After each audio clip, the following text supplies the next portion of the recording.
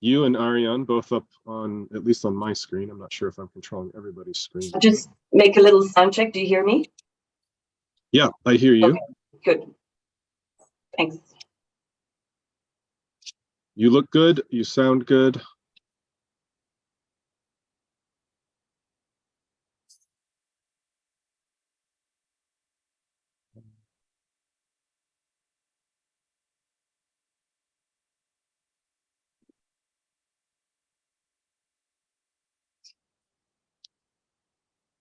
Oh my God.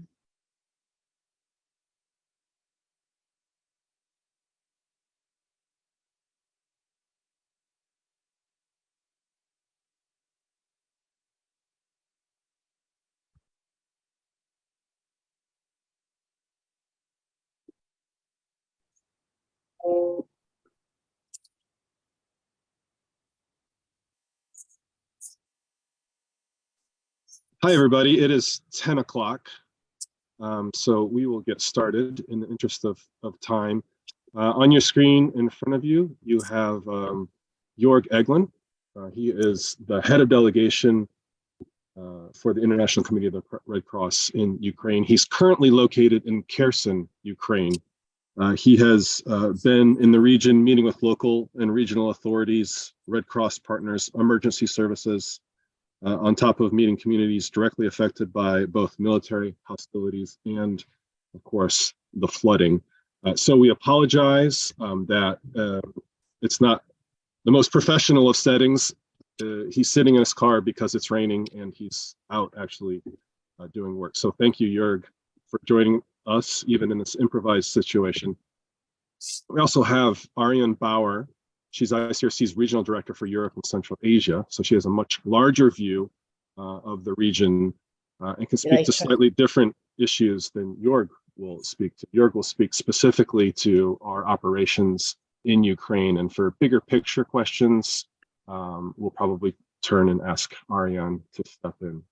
Juerg is going to open with a short statement, including those things that he's seeing on the ground right now. Then Ariane will come in with a short statement, and we'll take any questions you might have after that.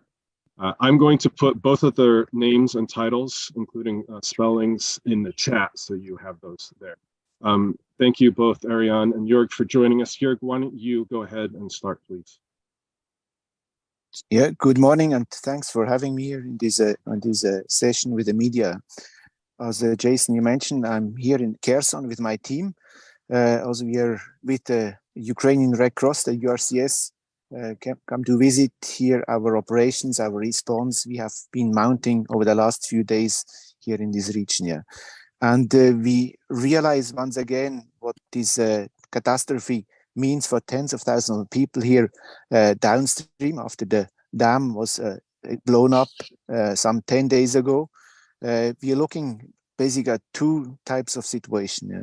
The one downstreams where we are here, we're about 60 kilometers downstreams from the dam, where we had flooding, inundations, too much water, that with all the difficulties that comes with in terms of devastation, in terms of also risk for disease, flooded neighborhoods, cellars, and also contamination of water sources. Yeah. And then we're also looking at the situation that is upstreams, that is quite far from here. We're talking about hundreds of kilometers upstreams that will have effects that are not that visible as of yet, but there will be massive problems and massive needs in the days and weeks to come. And there it's a matter of not enough water, where the water level has dropped dramatically, affecting communities for the water intake, for the water consumption, but also for farming communities, irrigation, and even industrial kind of installation that will be affected and are affected in the mid and long term. What is also striking is we are here right at the front line. There is shelling going on there since continuous, regular, and not only now the last few days, but this has been going on for the last 15, 16 months since February last year. Yeah. And with this comes, beside, you can see me sitting here with a flak jacket in a protected car. So the risks are real. And what comes in addition to that is the risk of mines. Their mines were along this front line on both sides of the rivers, and these mines now with this water flow are kind of washed down or pushed away, and posing a new danger, a new threat to many communities and people along in this region here. Yeah. So what has happened is the Ukrainian Red Cross, they have responded from day one with their volunteers on the ground, helping with evacuation of people, providing first type of assistance, just very basics, and being there as such. We have supporting the URCS for not only now, but we have been working with them for years, helping them to build up their capacities precisely for situations we are facing here now. Yeah. So there's a tight relationship between URCS and us, and that comes to the forth now. In terms of visibility, obviously, now it's the URCS more on the forefront, and we are more on the back, helping and supporting for this first response. Yeah. But what is next is very important. We have been engaged with authorities at the national level, but here also at the local level, to look at who is doing what, how we respond best. And I just come out of a coordination meeting now, where it's hugely important that we not all run helter-skelters and try to do whatever we think is best. It is hugely important in such a complex and big setting to have proper coordination mechanisms in place. Yeah. So that came to the forth once again. Yeah.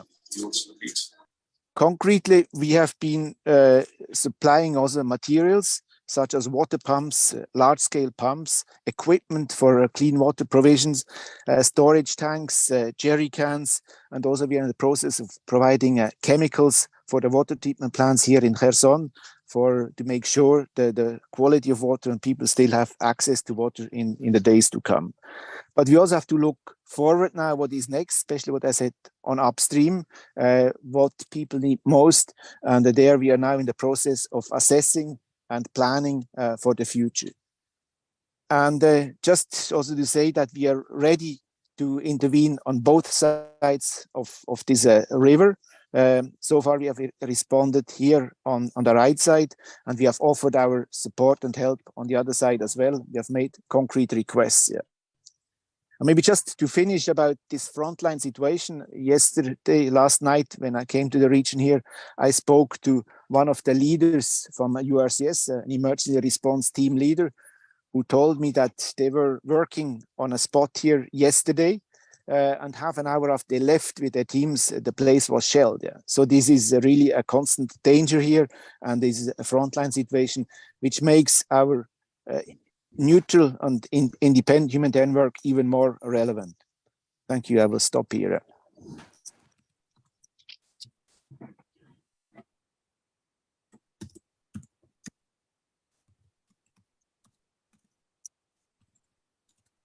Thank you very much for that, Juerg.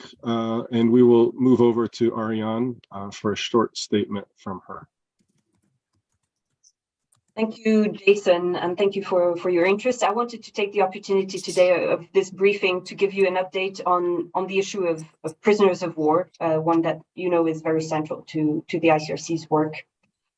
First, I want to update you that we continue to visit prisoners of war, both in Russia and in Ukraine, and that in concrete terms, we have visited a total of 1,500 prisoners of war on both sides. For the prisoners of war and their families who have been able to share news, the impact is, and we witness that, is immeasurable.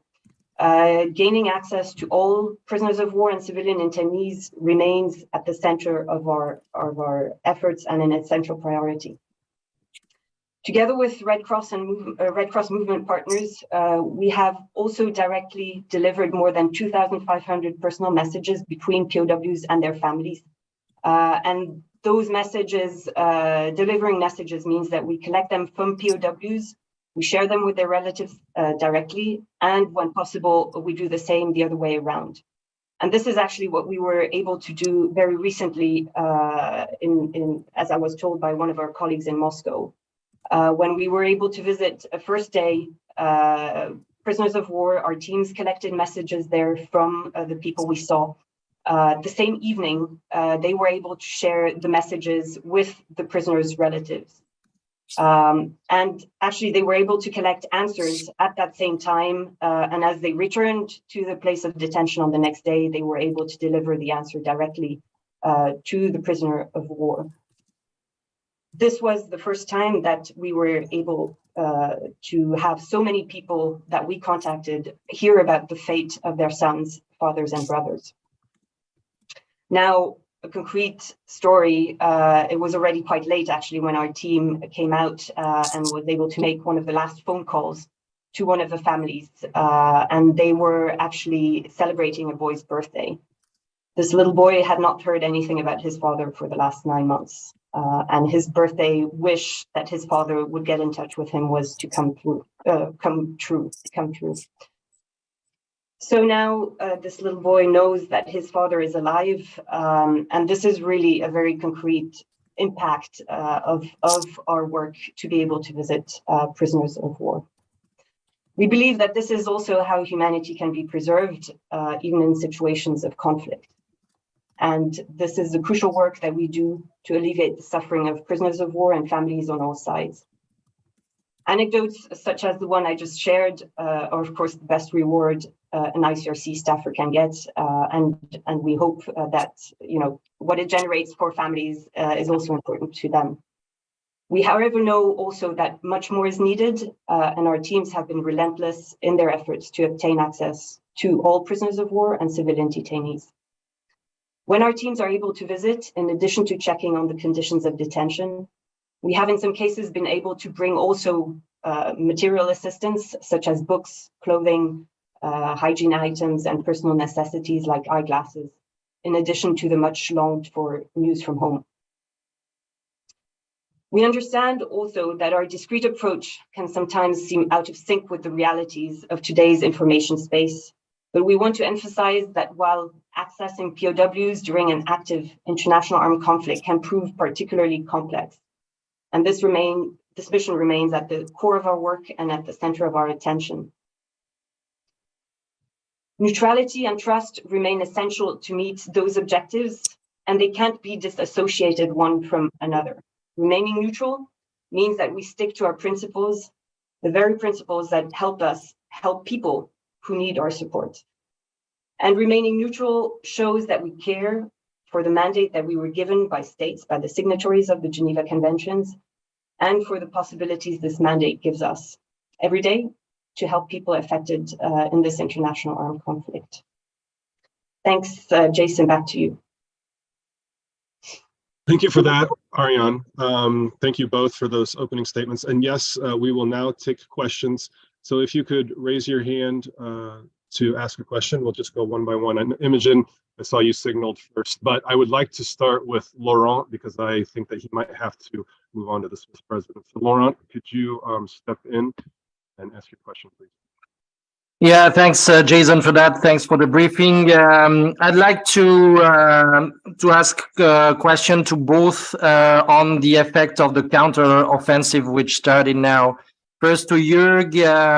Yeah, I know with the flooding, the counter-offensive is not necessarily in that area right now, but do you fear that the counter-offensive might have an impact on the support you'll be able to give? And then to Ariana Bauer, do you have any indication that the pace of the visits to the prison of war might be reduced with the counter-offensive? Thank you. Juerg, let's start with you. Your video is off. If you're able to turn your video back on, please do. But if not, just go ahead and answer. Please. Okay, just let me speak like that, maybe, because it gives me a bit more freedom here. Yeah, to answer that question, this is not really related from our perspective as humanitarians. Of course, we are monitoring and following closely what's going on the military front. That's relevant for our security, relevant for our positioning. But what we are dealing here concretely in a response to this disaster followed by the dam burst is not really related. Yeah, so there's no, from our perspective, we cannot put the two things together, and there's no direct impact on our for the time being. Thank you. Ariane, do you have anything to add to that? I think it's similar to Juerg's answer. Our discussions with all sides on our full access to POWs remains unabated and unchanged, and of course our efforts will continue, and we don't expect any, change or influence out of the current situation. Thank you. Thanks for that. Imogen, could you go next, please? Yeah, and you may not want to answer this, but you have received some not very positive comments from President Zelensky. I mean, I'm wondering why you think that is. Does he not understand what you outlined there, Ariane, to do with neutrality and so on, or are you able to communicate this more effectively? Do you think? Could you?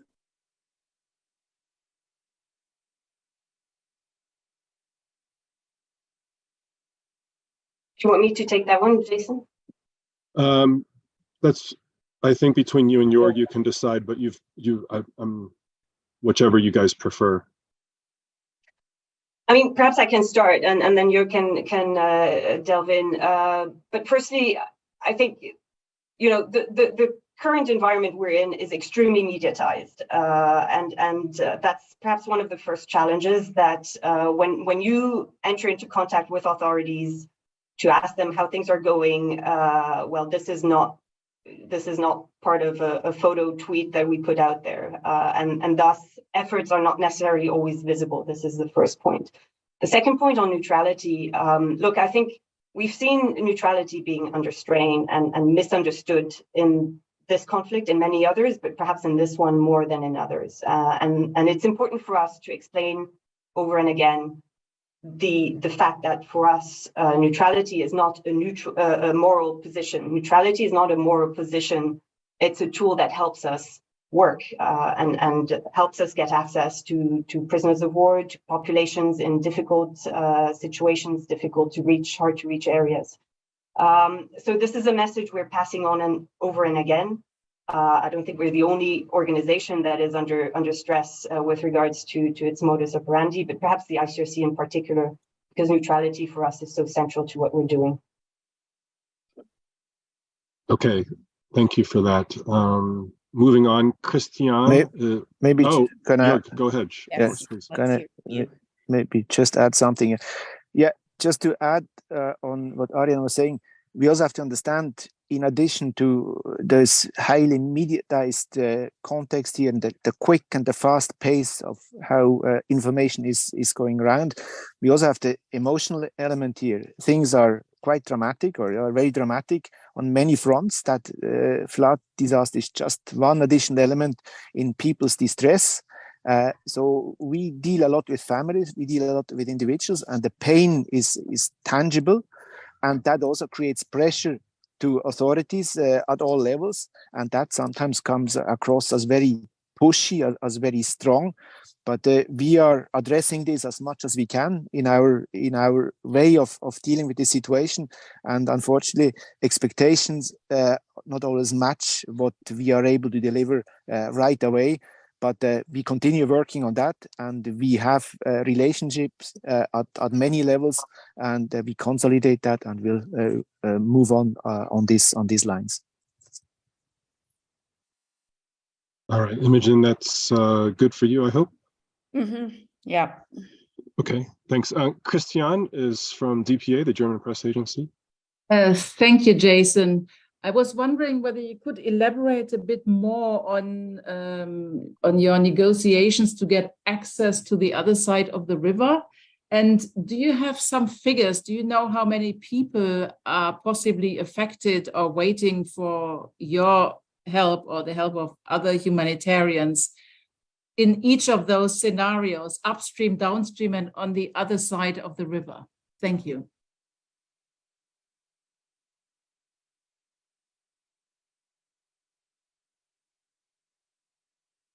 Juerg, that is a question probably for you.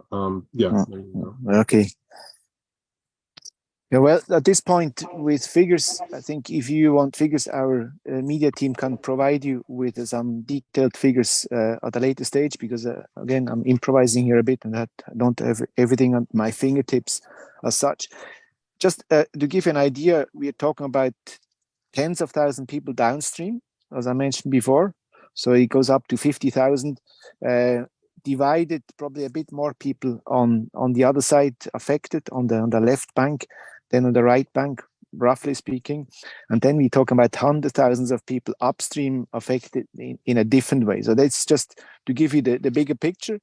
Now, the Red Cross is not present currently on the other side, but other entities are intervening and things are happening. We can't pronounce ourselves on that. We don't have precise information. We have stated our position on that, and I think that's where we have to leave it at this point. Back to you. Good, thank you very much, Juerg. Ariane, I assume nothing to add on that point. No, nothing to add, thanks. Okay, we'll move on to Nina Larson, who's with AFP. Yes, hi. Thanks for taking my question. I was wondering if you might have any numbers or if you've seen any casualties from the mines that have been displaced by the flooding. And then also I was wondering, the ICRC has announced a pretty dramatic budget cuts. I'm wondering if that has any impact at all on your operations in Ukraine. And finally, one other question, which was on the prisoner visits. If you have details on how many on each side, I heard a total number for both, but you can give some more details on that. Thank you. Okay, let's take those one at a time. Let's start with the mine casualties. I suspect we may not have that kind of data. Juerg, is there any information on mine casualties due to the flooding? No, that we don't have precise data on that. Actually, the number of casualties is not very high. This was again, this is a disaster that was, if you want, somehow in the making. We have raised attention to that issue already last year. We have actually sent interventions and pointed out the danger of the situation that it poses to the population, the civilian population, also in relation to international humanitarian law, that such critical infrastructures need to be protected and be treated with utmost care. Unfortunately, it didn't happen that way, but in the sense that things were in place, and again, the number of casualties is quite small. It's more the affected people, the effects that they described before, that is a huge issue. Back to you. Good, thank you, Juerg. And for the other two questions on prisoner visits and budget cuts, we'll ask Ariane to step in. Yeah, thanks, Jason, and thanks for your question. Now, on the budget cuts, indeed, the ICRC is really going through a very difficult moment in time. We see needs arising everywhere, and unfortunately, our budgets being under big strain. Now, that being said, our response to the international armed conflict between Russia and Ukraine continues to be our largest operation of the ICRC and also in its whole history. Now, what we've been doing with regards to our budget in Ukraine specifically is to look very carefully at what expenditures can be reduced or streamlined. We're looking really to minimize the impact of the situation we're in institutionally with regards to our operation in Ukraine, and we want to make sure that whatever we do minimizes impacts to a minimum actually on the population that we're here to serve, Juerg and his teams.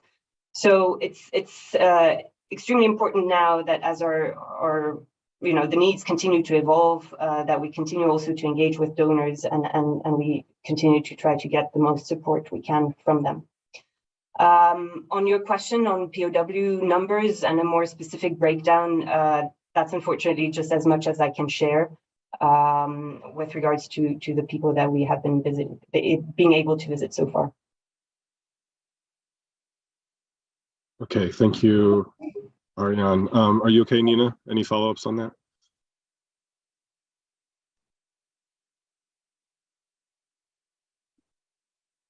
No. Then I'm going to read out a question from FA, the Spanish news agency. How is it going? How is the ICRC engagement with Ukrainian authorities going in the flooded area? Obviously, one for you, Juerg. Are you able to work with them and assist them? I ask this because I believe President Zelensky has made some criticism recently towards your organization concerning lack of activity in the disaster zone. So there's a little bit of a repetition from something you've already addressed, but also the idea of what is your engagement like with Ukrainian authorities in the flood zone? Yeah, actually, I just come out of a meeting with the emergency service here in Kherson. So things are still kind of very active, very quick, and demands are very high. But we have constructive discussions. We are engaging in those coordination efforts, and we are part of that overall response, yeah, which over time now becomes more visible. Again, as I said before, in the initial phase, it was more the Ukrainian Red Cross visibly present with their volunteers on the ground. That was sometimes seen as ICRC, where are you? And things evolve now, and we have different roles, and we play as movement partners. And actually, we are also here now with partner national societies from Europe. They show interest and have resources ready to come and deploy now and help in this response, not only as ICRC, URCS, but also the wider Red Cross movement that will be involved here. And again, we do have good relationship with authorities here, and they are not just fresh from today or last week. We have been working with these authorities, with the governors and their teams, with our presence here in the region. We have a sub-delegation in Odessa. We come here regularly. And again, not only the last week, but we have been here since February 2022, and even before that. So yes, our relationship here with the local authorities are good, or even very good. Thank you, Juerg. We'll move next to Patrick Wintour. He's with The Guardian. Patrick, go ahead, please. Thank you very much. Could I ask you what reasons do the Russians give to you for not providing you access? And secondly, doesn't this show that your attempts to be neutral have failed, that the Russians don't perceive you as such? Finally, this is a long-running dispute you've had with the Ukrainian government. This episode, the criticisms that are coming out now, have been running for quite a while. Has there been some kind of breakdown in communication between yourselves and the Ukrainians about your mandate and your purpose? Thank you very much. Thanks, Patrick. Those are detailed questions. Let's take them one at a time. The first question was about POWs, and we can go to Ariane for that. No, thanks for your question, Patrick. Look, I think quite on the contrary, in the currently so polarized environment, the fact that we can visit POWs, the fact that we can exchange information with families, give news to them, we continue to receive lists also from both parties to the conflict on a regular basis, is for me rather the proof that neutrality has a role to play, is important, and we're probably one of the only organizations in a position today to do that. Now, neutrality is under strain because it's such a polarized environment. We have a very specific mandate, and as I said in my statement, we have to continue to stick to our principles in order to be able to work. Ariane, in that answer, you referenced that we received lists. That might not be clear for everyone on the call. Could you elaborate a little bit more on that? Okay, so both parties to the conflict in the first weeks of the conflict established what is called a National Information Bureau, which is an entity existing on both sides. We are a neutral intermediary between the two, collecting information that they hand over to us with regards to people that are either under their authority, so prisoners of war, civilian detainees, or also people who have gone missing. And this is information that we work on and with on a daily basis in order to, on the one hand side, engage with the parties, but also be able to provide information to families. The second question, Patrick, was, I think that you said that a lack of access indicates that our neutrality is not working, or that the Russian government doesn't see us as such. If that's a good summary of your question, Ariane, if you could address that. Yeah. Look, access is always a very difficult negotiation. And I think in particular in those territories where security is extremely volatile, it is a particularly complex discussion, and physical access is indeed simply very complicated. So, there again, I think we're able to have those conversations to get feedback. I cannot dive more into details here. Of course, you will understand. But I can assure you that those discussions are taking place and are extremely important for us. And of course, as you said, Ariane, the issue of it's not that we do not have access in Russia. As Ariane has already said, we do have access in Russia to prisoners of war. So look, we are on the ground in all areas affected by the conflict. We have offices. Juerg is on the ground with colleagues from Odessa, in Dnipro, in Poltava, reaching out to the people in the Ukrainian-controlled parts. And we have offices in Donetsk and Luhansk, where we work for people affected by the conflict on the other side of the front line. And we also have activities in Russia proper, where we engage for the benefit of people who fled the conflict in Ukraine. And Patrick, if I'm summarizing your questions correctly, the last point was a breakdown in communication, and I think that was with the Russian government. If Ariane, you want to address that? I think that was meant on the Ukrainian side. No. Oh, was it? With regards to the criticism. Is that right, Patrick? Yes, I meant more that there's a long-running disagreement or dispute between yourselves and the Ukrainian government, not the Russian government. I mean, that's just my perception, but tell me if I'm wrong. I think the important point here is that we're able to continue to work on the ground, and the fact that Juerg is engaging with all the local entities on the ground is a proof thereof. What is important for us is that we continue to engage for the people in need. We see those huge needs now after those devastating floods. We know that many other people in other parts of the front line need our aid, and this is where we continue to work on a daily basis to obtain access, to be safe, for volunteers of the Ukrainian Red Cross to be safe. And for that, we simply need a protected space to negotiate. And this is what we're seeking for. Now, I think in other questions we mentioned what is politicization, what is mediatization, but I think what is important for us is to preserve the space to be able to negotiate, to be able to operate, to be able to be effective, to bring aid to the people who have been so much affected over the last months by this conflict. Thanks, Ariane. We're going to just take one or two more questions. There is somebody who is called iPhone who has had their hand raised for a while. iPhone, if you could come in and identify yourself and ask your question.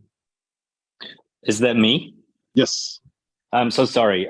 Yeah, my name is Ivo Meinzen. I'm from Neue Zürcher Zeitung in Switzerland. Sorry about that.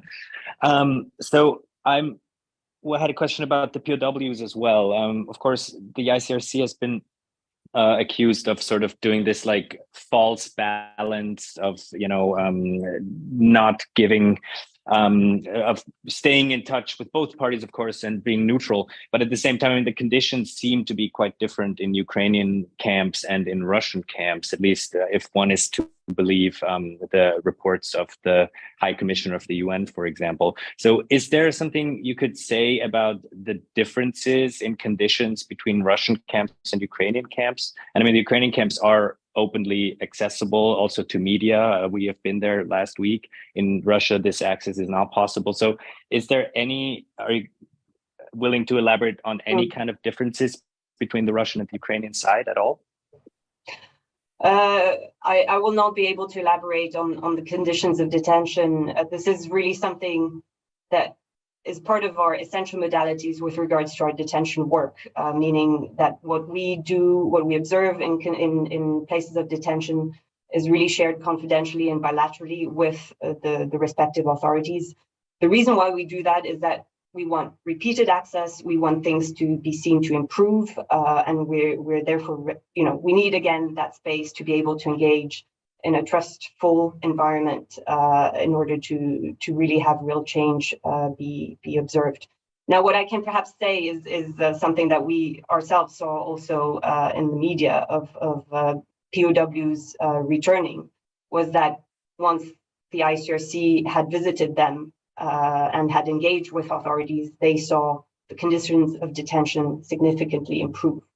I think that's a very important factor, and that's perhaps as much as I can share here. Okay, thank you. And we're just going to take one last question, and I'm not even sure that Juerg is the right person to respond to this. Juerg, the question is, how dangerous is the situation with mines and the risk of explosions? How dangerous is the risk that it could interfere with work?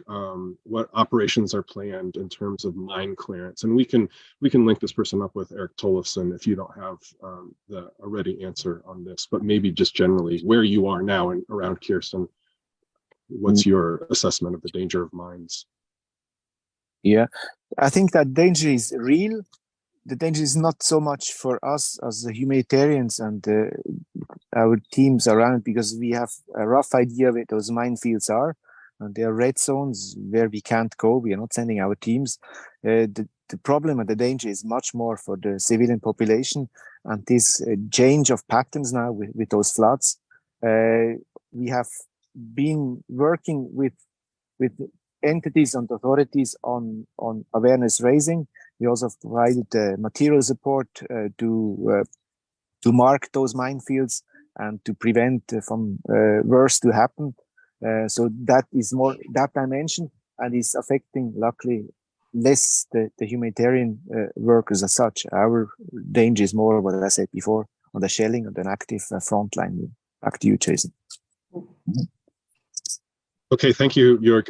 Thanks, Juerg, and thanks, Ariane. We're going to wrap up this press briefing now, seeing no other questions. And anyway, we had scheduled this for 30 minutes. So thanks very much to all the media for your attention, and thanks to our two leaders for joining with us today. If you have any follow-up questions, don't hesitate to reach out to me or to the media team. Thank you, everyone.